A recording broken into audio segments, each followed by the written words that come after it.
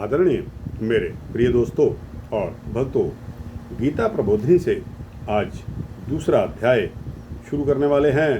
दोस्तों, पहला अध्याय आपको YouTube पर पहले ही मौजूद है, आप देख सकते हैं।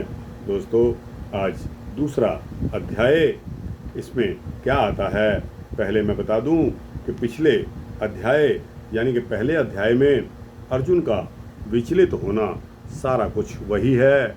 युद्ध में जब अर्जुन अपनों को देखता है तो वह धनुष उठाने से हिचकता है, वह अपना धनुष बाण रख देता है और खुद भी बैठ जाता है इस सोच में कि युद्ध किस लिए करूं, एक धरती के टुकड़े के लिए मैं अपने सगे संबंधियों को सबको मार डालूं या खुद मर जाऊं, इसकी क्या ज़रूरत है। इस प्रश्न को लेते हुए वह श्री कृष्ण के आगे गिड़गिड़ाता है। तो दोस्तों, इसके पश्चात दूसरा अध्याय शुरू होता है। अब संजय, जिनको दिव्य दृष्टि प्राप्त है, वो क्या बोलते हैं। संजय बोले, वैसी कायरता से व्याप्त हुए उन अर्जुन के प्रति जो कि विषाद कर रहे हैं और आंसुओं के कारण जिनके नेत्रों की देखने की शक्ति अवरुद्ध हो रही है, भगवान मधुसूदन यह वचन बोले। श्री भगवान क्या बोलते हैं कि हे अर्जुन, इस विषम अवसर पर तुम्हें यह कायरता कहाँ से प्राप्त हो गई, जिसका कि श्रेष्ठ पुरुष सेवन नहीं करते, जो स्वर्ग को देने वाली नहीं है और कीर्ति करने वाले भी नहीं है। हे पृथानंदन अर्जुन, इस नपुंसकता को मत प्राप्त करो, क्योंकि तुम्हारे में यह उचित नहीं है। हे परंतप, हृदय की इस तुच्छ दुर्बलता का त्याग करके युद्ध के लिए खड़े हो जाओ। अब अर्जुन बोलते हैं कि हे मधुसूदन, मैं रणभूमि में भीष्म पितामह और गुरु द्रोणाचार्य के साथ बाणों से कैसे युद्ध करूं, क्योंकि हे अरिसूदन, ये दोनों ही पूजा करने के योग्य हैं। महानुभाव गुरुजनों को न मारकर इस लोक में मैं भिक्षा का अन्न खाना भी श्रेष्ठ समझता हूँ, क्योंकि गुरुजनों को मारकर यहाँ रक्त से सने हुए और धन की कामना की मुख्यता वाले भोगों को ही तो भोगूंगा।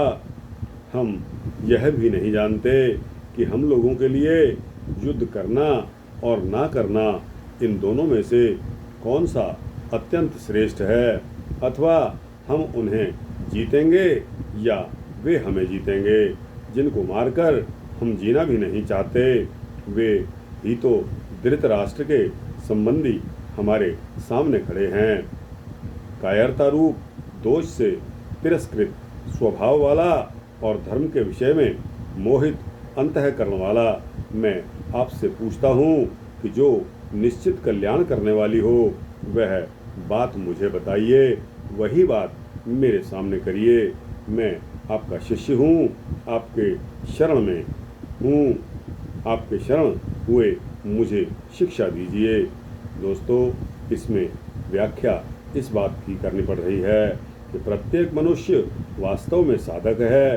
कारण यह है कि 84 लाख योनियों में भटकते हुए जीव को भगवान यह मनुष्य शरीर केवल अपना कल्याण करने के लिए ही प्रदान करते हैं। इसलिए किसी भी मनुष्य को अपने कल्याण से निराश नहीं होना चाहिए। मनुष्य मात्र को परमात्मा प्राप्ति का जन्म सिद्ध अधिकार है। साधक होने के नाते मनुष्य मात्र अपने साध्य को प्राप्त करने में स्वतंत्र, समर्थ, योग्य और उसका अधिकारी भी है। सबसे पहले इस बात की आवश्यकता है कि मनुष्य अपने उद्देश्य को पहचान कर दृढ़तापूर्वक यह स्वीकार कर ले कि मैं संसारी नहीं हूँ, प्रत्युत एक साधक हूँ।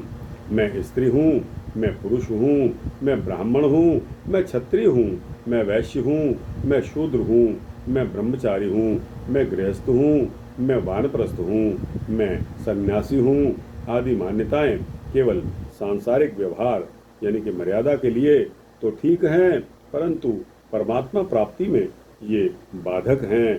ये मान्यताएं शरीर को लेकर हैं। परमात्मा प्राप्ति शरीर को नहीं होती, प्रत्युत स्वयं साधक को होती है। साधक स्वयं अशरीरी ही होता है। अर्जुन ने अपने वास्तविक उद्देश्य को पहचान लिया है कि मुझे अपना कल्याण करना है, इसलिए वे युद्ध करने या न करने की बात न पूछकर अपने कल्याण का निश्चित उपाय पूछते हैं। कारण यह है कि पृथ्वी पर धन धान्य समृद्ध और शत्रु रहित राज्य तथा स्वर्ग में देवताओं का आधिपत्य मिल जाए तो भी इंद्रियों को सुखाने वाला मेरा जो शोक है वह दूर हो जाए, ऐसा मैं नहीं देखता हूँ। संजय बोले कि हे शत्रुतापन धृतराष्ट्र, ऐसा कहकर निद्रा को जीतने वाले अर्जुन अंतर्यामी भगवान गोविंद से मैं युद्ध नहीं करूंगा साफ साफ कहकर चुप हो गए। हे भरत वंशोद्भव धृतराष्ट्र, दोनों सेनाओं के मध्य भाग में विषाद करते हुए उस अर्जुन के प्रति हंसते हुए भगवान ऋषिकेश यह आगे कहे जाने वाले वचन बोले। श्री भगवान बोले कि तुमने शोक न करने का, जो शोक न करने योग्य का शोक किया है और विद्वता यानी कि अपनी पंडिताई की बातें कह रहे हो, परंतु जिनके प्राण चले गए हैं उनके लिए और जिनके प्राण नहीं गए हैं उनके लिए पंडित लोग शोक नहीं करते। दोस्तों, इस श्लोक से भगवान शरीर और स्वयं शरीरी के विवेक का उपदेश आरंभ कर देते हैं, जो प्रत्येक मार्ग के साधक के लिए अत्यंत आवश्यक है। शरीर सदा मृत्यु में रहता है और शरीरी सदा अमरता में रहता है, इसलिए दोनों के लिए ही शोक करने का कोई औचित्य नहीं है।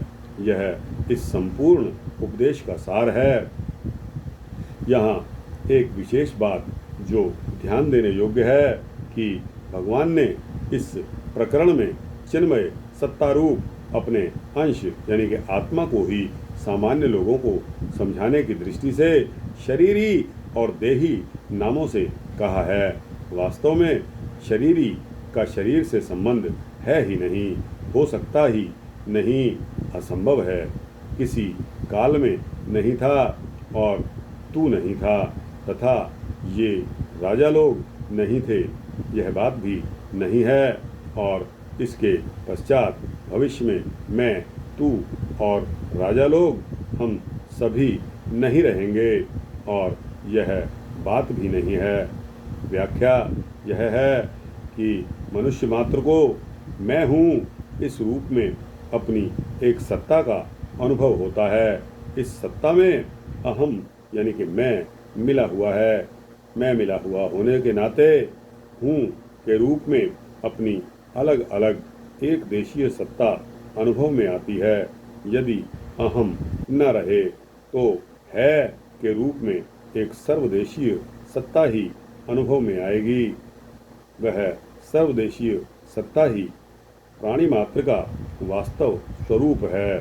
उस सत्ता में जड़ता का मिश्रण नहीं है, अर्थात उसमें मैं, तू, यह और वह ये चारों ही नहीं है। सार यह है कि एक चिन्मय सत्ता मात्र के सिवाय कुछ नहीं है। देहधारी इस मनुष्य शरीर में जैसे बालकपन, जवानी और वृद्धावस्था आती है, ऐसे ही दूसरे शरीर की प्राप्ति होती है। उस विषय में धीर मनुष्य मोहित नहीं होता। जीव स्वयं तो निरंतर अमरत्व में ही रहता है, परंतु शरीर निरंतर मृत्यु में जा रहा है। जीव के गर्भ में आते ही मृत्यु का यह क्रम प्रारंभ हो जाता है। गर्भावस्था मरती है तो बाल्यावस्था आती है, बाल्यावस्था मरती है तो युवावस्था आती है, और युवावस्था मरती है तो वृद्धावस्था आती है, वृद्धावस्था मरती है तो देहांतर अवस्था आ जाती है, अर्थात दूसरे जन्म की प्राप्ति होती है। इस प्रकार शरीर की अवस्थाएं बदलती रहती हैं, पर उसमें रहने वाला शरीरी ज्यों का त्यों रहता है। शरीरी का मतलब आत्मा से है। कारण यह है कि शरीर और शरीरी दोनों के विभाग ही अलग अलग हैं। अतः साधक अपने को कभी शरीर न माने।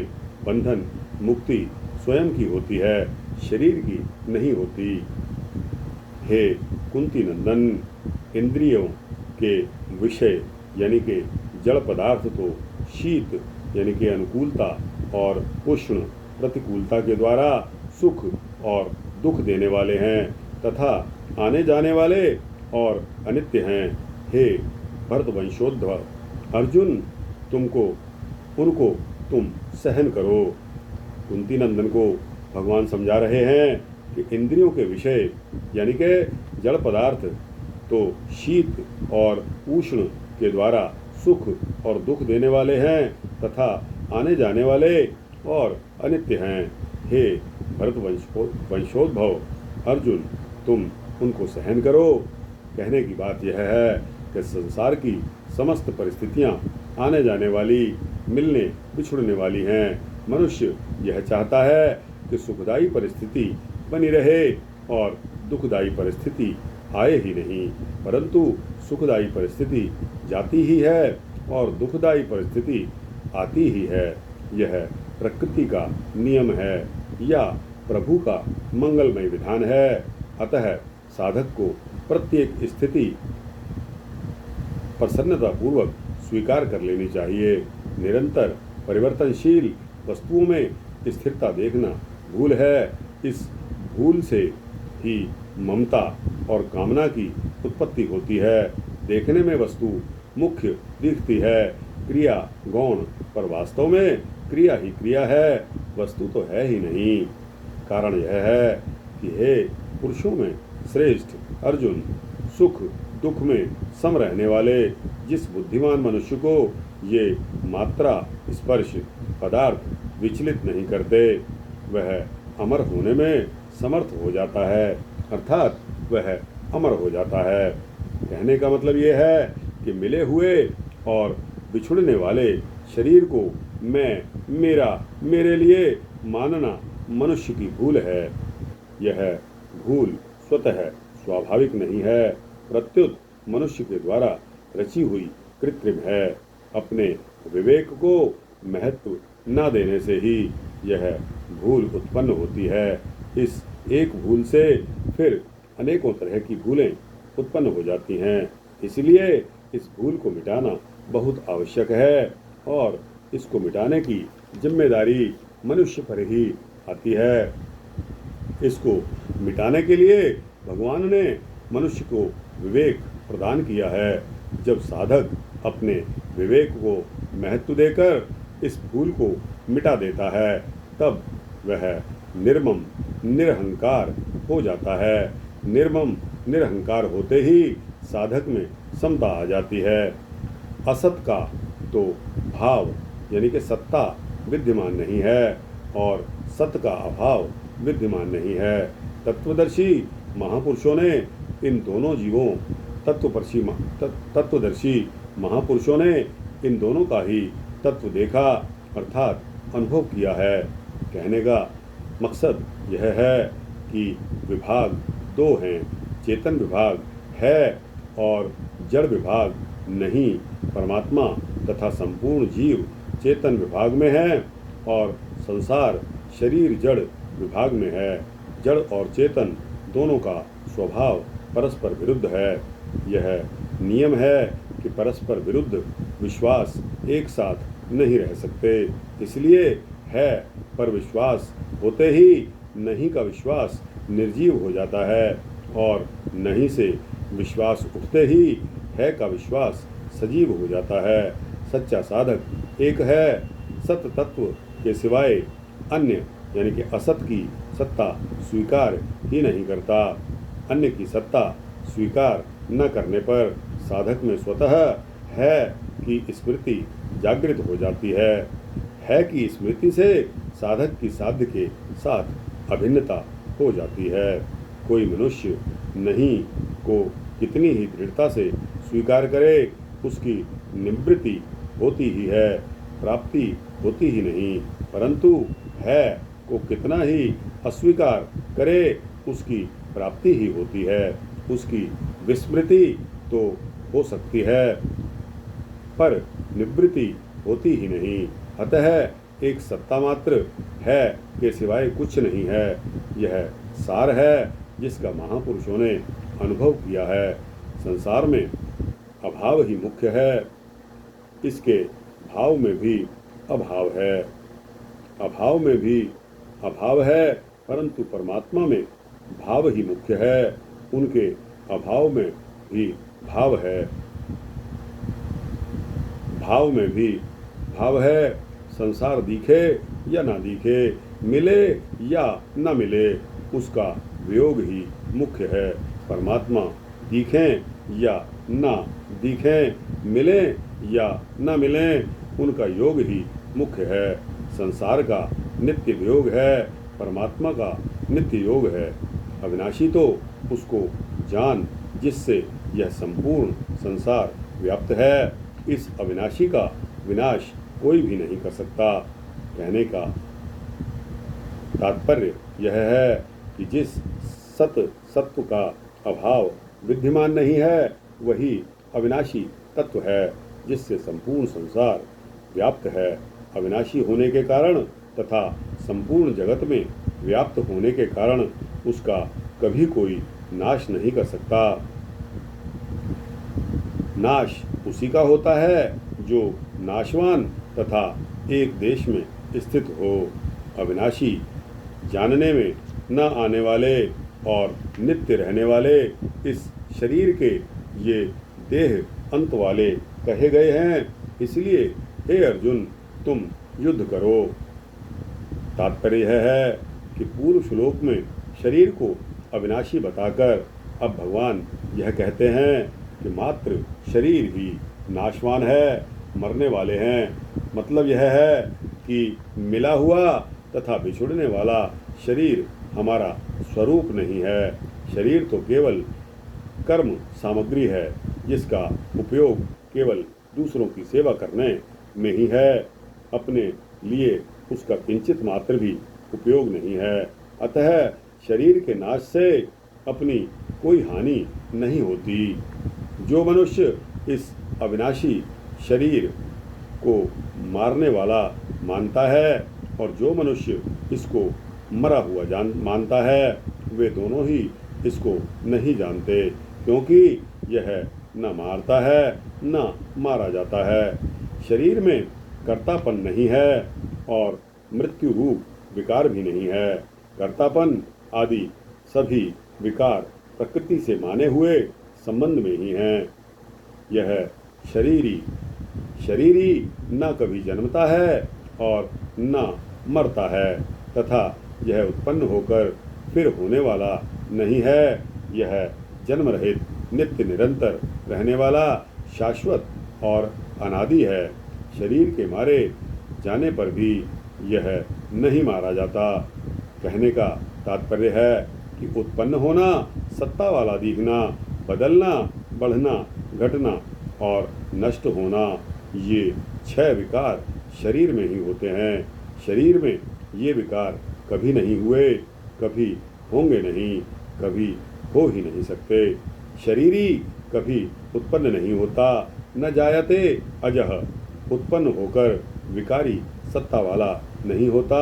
अयम भूत्वा भविता वा न भूयः, यह बदलता नहीं। शाश्वतः, यह बढ़ता नहीं। पुराणः, यह क्षीण नहीं। नित्यः, यह मरता नहीं। न म्रियते न हन्यते, हन्यमाने शरीरे। मुख्य विकार 2 ही हैं, उत्पन्न होना और नष्ट होना। अतः प्रस्तुत श्लोक में इन दोनों विकारों का शरीर में 2-2 बार निषेध किया गया है। जैसे न जायते म्रियते और अजः न हन्यते हन्यमाने शरीरे। हे पृथानंदन, जो मनुष्य इस शरीर को अविनाशी, नित्य, जन्म रहित और अव्यय जानता है, वह कैसे किसको मारे और कैसे किसको मरवाए। कहने का तात्पर्य है कि शरीर की किसी भी क्रिया से शरीरी में किंचित मात्र भी कोई विकार उत्पन्न नहीं होता। अतः शरीरी किसी भी क्रिया का न तो कर्ता तथा भोक्ता बनता है, न कार्यता ही बनता है। मनुष्य जैसे पुराने कपड़ों को छोड़कर नए दूसरे कपड़े धारण कर लेता है, ऐसे ही देही पुराने शरीरों को छोड़कर दूसरे नए शरीरों में चला जाता है। कहने का तात्पर्य है कि कपड़े बदलने से मनुष्य बदल नहीं जाता, ऐसे ही अनेक शरीरों को धारण करने पर और छोड़ने पर भी शरीरी वही का वही रहता है, बदलता नहीं। तात्पर्य यह है कि शरीर के परिवर्तन तथा नाश से स्वयं का परिवर्तन और नाश नहीं होता। यह सबका अनुभव है कि हम रहते हैं, बचपन आता है और चला जाता है। हम रहते हैं, जवानी आती है और चली जाती है। हम रहते हैं, बुढ़ापा आता है और चला जाता है। वास्तव में न बचपन है, न जवानी है, न बुढ़ापा है, न मृत्यु है, प्रत्युत केवल हमारी सत्ता ही है। शस्त्र इस शरीर को काट नहीं सकते, अग्नि इसको जला नहीं सकती, जल इसको गीला नहीं कर सकता और वायु इसको सुखा नहीं सकती।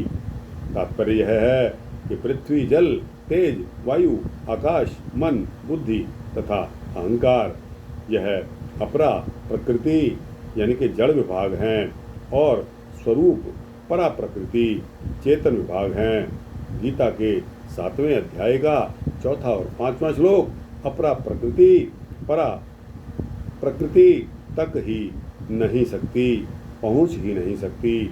जड़ पदार्थ चेतन तत्व तक कैसे पहुँच सकता है, अंधकार सूर्य तक कैसे पहुँच सकता है। इसीलिए जड़ चेतन जड़ वस्तु चेतन शरीर में किंचित मात्र कोई विकार उत्पन्न ही नहीं कर सकती। यह शरीरी काटा नहीं जा सकता, यह जलाया नहीं जा सकता, यह गीला नहीं किया जा सकता और यह सुखाया भी नहीं जा सकता। कारण यह है कि यह नित्य रहने वाला, सब में परिपूर्ण, अचल, स्थिर स्वभाव वाला और अनादि है। कहने का तात्पर्य यह है कि जड़ वस्तु शरीरी में कोई भी विकार उत्पन्न नहीं कर सकती, क्योंकि शरीरी स्वतः स्वाभाविक निर्विकार है। निर्विकारता इसका स्वरूप है। शरीरी सर्वगत है, शरीरगत नहीं। जो 84 लाख योनियों से होकर आया वह शरीरगत कैसे हो सकता है। जो सर्वगत है वह शरीरगत एक देशीय नहीं हो सकता और जो शरीरगत है वह सर्वगत नहीं हो सकता। यह देही प्रत्यक्ष नहीं दिखता, यह चिंतन का विषय नहीं है और यह निर्विकार कहा जाता है। अतः इस देही को ऐसा जानकर शोक नहीं करना चाहिए। कहने का तात्पर्य यह है कि साधक का स्वरूप अव्यक्त है, परंतु शरीर रूप से वह अपने को व्यक्त मानता है। यह साधक की मूल भूल है। इस भूल का प्रायश्चित करने के लिए 3 बातें हैं। पहला, साधक अपनी भूल को स्वीकार करे कि अपने को शरीर मानकर मैंने भूल करी। अपने को शरीर नहीं मानना चाहिए। दूसरा, साधक अपनी भूल का पश्चाताप करे कि साधक होकर मैंने ऐसी भूल की। और तीसरा, साधक यह निश्चय करे कि अब आगे मैं कभी ऐसी भूल नहीं करूँगा। यानी शरीर और शरीरी 2 वस्तुएं हैं। शरीर को हम अंतिम संस्कार के लिए ले जाते हैं, लेकिन शरीरी अमर है। शरीरी सत्य तत्व का अनुभव तो किया जा सकता है, परंतु वर्णन नहीं किया जा सकता। उसका जो भी वर्णन चिंतन किया जाता है वह वास्तव में प्रकृति का ही होता है। एक बार शरीरी का अनुभव होने पर फिर मनुष्य सदा के लिए शोक रहित हो जाता है। हे महाबाहो, अगर तुम इस देही को नित्य पैदा होने वाला तथा नित्य मरने वाला भी मान लो तो भी तुम्हें इस प्रकार शोक नहीं करना चाहिए। कारण यह है कि पैदा हुए की मृत्यु जरूर होगी और मरे हुए का जन्म जरूर होगा। अतः इस जन्म मरण रूप परिवर्तन के प्रवाह का निवारण नहीं हो सकता। अतः इस विषय में तुम्हें शोक नहीं करना चाहिए। कहने का तात्पर्य यह है कि जो मिला है और बिछुड़ने वाला है उस पर किसी का स्वतंत्र अधिकार नहीं चलता। कारण यह है कि मिली हुई और बिछुड़ने वाली वस्तु अपनी और अपने लिए नहीं होती, प्रत्युत संसार की और संसार के लिए होती है। मिली हुई और बिछुड़ने वाली वस्तु अपनी और अपने लिए नहीं होती, प्रत्युत संसार और संसार के लिए होती है। उसका उपयोग केवल संसार की सेवा के लिए ही हो सकता है, अपने लिए नहीं। हे भारत, सभी प्राणी जन्म से पहले अप्रकट थे और मरने के पश्चात अप्रकट हो जाएंगे, केवल बीच में ही प्रकट दिखते हैं। अतः इसमें शोक करने की बात ही क्या है। कहने का तात्पर्य यह है कि शरीरी स्वयं अविनाशी है, शरीर विनाशी है। स्थूल दृष्टि से केवल शरीरों को ही देखें तो वे जन्म से पहले भी हमारे साथ नहीं थे और मरने के पश्चात भी हमारे साथ नहीं होंगे। वर्तमान में हमारे साथ मिले हुए से दिखते हैं, परंतु वास्तव में हमारा उनसे प्रतिक्षण वियोग हो रहा है। इस तरह मिले हुए और बिछुड़ने वाले प्राणियों के लिए शोक करने से क्या लाभ है। कोई इस शरीर को आश्चर्य की तरह देखता और अनुभव करता है और वैसे ही दूसरा कोई इसका आश्चर्य की तरह वर्णन करता है तथा अन्य कोई इसको आश्चर्य की तरह सुनता है और इसको सुनकर भी कोई नहीं जानता, अर्थात यह दुर्विज्ञेय है। तात्पर्य यह है कि यह शरीरी इतना विलक्षण है कि इसका अनुभव भी आश्चर्यजनक होता है, वर्णन भी आश्चर्यजनक होता है और इसका वर्णन सुनना भी आश्चर्यजनक होता है। परंतु शरीरी का अनुभव सुनने मात्र से अर्थात अभ्यास से नहीं होता, प्रत्युत स्वीकार करने से होता है। इसका उपाय है चुप होना, शांत होना, कुछ न करना। हे भरत वंशोद्धव अर्जुन, सब के देह में यह देही नित्य ही अवध्य है, इसलिए संपूर्ण प्राणियों के लिए अर्थात किसी भी प्राणी के लिए तुम्हें शोक नहीं करना चाहिए। कहने का तात्पर्य यह है कि प्राणी मात्र परमात्मा का अंश है। ममैवांशो जीवलोके, गीता का 15वां अध्याय का 7वां श्लोक। ईश्वर अंश जीव अविनाशी, मानस के उत्तरकांड में परमात्मा अंश होने के नाते इसका कभी नाश हुआ ही नहीं, कभी नाश होगा ही नहीं, कभी नाश हो सकता ही नहीं। अविनाशित्व ज्ञान और आनंद शरीरी अविनाशत्व ज्ञान और आनंद शरीरी के गुण नहीं हैं, प्रत्युत स्वरूप हैं। शरीर केवल कर्म करने का तथा उसका फल भोगने का उपकरण है। अतः शरीर का संबंध नाशवान संसार के साथ है, क्योंकि यह संसार का ही अंश है। व्याकरण की दृष्टि से देखें तो मतुप इनि आदि प्रत्यय 6 अर्थों में प्रयुक्त होते हैं। अस्त विवक्षा में जो मतुप आदि प्रत्यय होते हैं वे सब बहुत्व, निंदा, प्रशंसा, नित्ययोग, अतिशय और संसर्ग इन 6 विषयों में ही होते हैं। यहाँ जीवात्मा के लिए निंदा अर्थ में इन्हीं प्रत्यय किया गया है, जिससे देही शरीरी आदि शब्द बनते हैं। कारण यह है कि जिस चिन्मय एवं अविनाशी सत्ता यानी कि आत्मा का जड़ एवं नाशवान शरीर या देह से किंचित मात्र भी कोई संबंध है ही नहीं, उसे शरीरी या देही कहना वास्तव में उसकी निंदा ही है। उदाहरण के लिए जिस मनुष्य को कोढ़ है उसे कोढ़ी कहना वास्तव में उसकी निंदा है, क्योंकि कोढ़ उसका स्वरूप नहीं है, प्रत्युत आगंतुक दोष है। इसी तरह शरीर उत्पन्न और नष्ट होने वाला है। अंतःवंत इमे दोहा गीता का अध्याय 2 श्लोक 18वां पर आत्मा उत्पन्न और नष्ट होने वाला नहीं है। देही नित्यम बध्योयम गीता 2 अध्याय का 30वां श्लोक न हन्यते हन्यमाने शरीरे गीता का अध्याय 2 20वां श्लोक। जब शरीर ही नहीं रहेगा तो फिर शरीरी कैसे रहेगा? कोढ़ी को तो कोढ़ खराब दिखता है, पर जीव को अज्ञानवश शरीर खराब ना देखकर उल्टे अच्छा दिखाई देता है। तात्पर्य यह है कि भगवान ने कृपा पूर्वक अज्ञानी मनुष्यों को समझाने के लिए ही जीवात्मा चेतन तत्व को शरीरी और देही कहा है।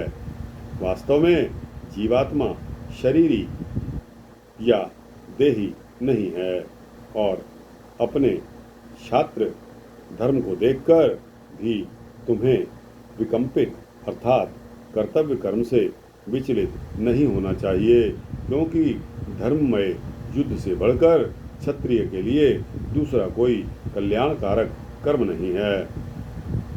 कहने का तात्पर्य यह है कि यदि साधक की रुचि विश्वास और योग्यता ज्ञान योग की नहीं है तो उसे कर्म योग का पालन करना चाहिए। कारण यह है कि ज्ञान योग और कर्म योग दोनों का फल एक ही है। गीता के 5वें अध्याय के 4 और 5वें श्लोक का तात्पर्य है कि शरीरी के विवेक को महत्व देने जो तत्व मिलता है वही तत्व शरीर द्वारा स्वधर्म यानी कि कर्तव्य कर्म का पालन करने से भी मिल सकता है। अतः भगवान कर्तव्य कर्म शास्त्र धर्म के पालन का प्रकरण आरंभ करते हैं। अपने आप प्राप्त हुआ युद्ध खुला हुआ स्वर्ग का दरवाजा भी है। हे पृथानंदन, वे क्षत्रिय बड़े सुखी और भाग्यशाली हैं जिनको ऐसा युद्ध प्राप्त होता है। अब अगर तू यह धर्ममय युद्ध नहीं करेगा तो अपने धर्म का अपनी कीर्ति का त्याग करके पाप को प्राप्त होगा। दोस्तों, समय इजाज़त नहीं देता, अतः यहाँ इसको पॉज करते हैं। कल फिर इसके दूसरे भाग को आपके समक्ष रखा जाएगा। दोस्तों, तब तक के लिए इजाज़त मांगता हूँ।